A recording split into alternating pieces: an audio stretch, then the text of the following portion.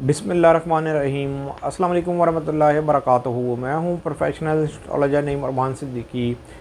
शरफ़ कमर कौन सी डेट पर होने जा रहा है, इसका कितना दौरानिया होगा, मैं यहाँ पर आपको वेस्टर्न हिसाब से बताने जा रहा हूँ। दुआओं की कबूलियत का ये एक ख़ास वक्त है।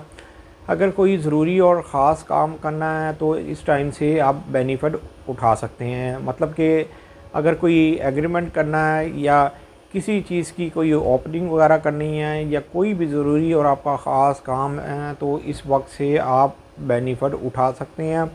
वो लोग जो लोग बहुत ज़्यादा परेशान हैं उनको ये चाहिए कि इस टाइम के अंदर या रहमानो या रहीमो का इसमें आज़म का ये विर्द करें अपने नाम और अपनी वालदा के नाम के अदात के मुताबिक, और उसके बाद दुआ मांगें। इंशाअल्लाह आपकी दुआ ज़रूर कबूल होगी।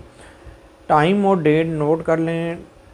डेट है 11 सितंबर 2025 की ये डेट है। टाइम है 4:20 ये एम का वक्त है जिस वक्त ये शुरू होगा, और 5:58 ये भी एम का वक्त होगा। 6 बजने से 2 मिनट पहले ये टाइम ख़त्म हो जाएगा। ये वीडियो वेस्टर्न हिसाब से है, एक चीज़ याद रखिएगा, इसलिए कि मेरी हर वीडियो वेस्टर्न हिसाब से ही होती है।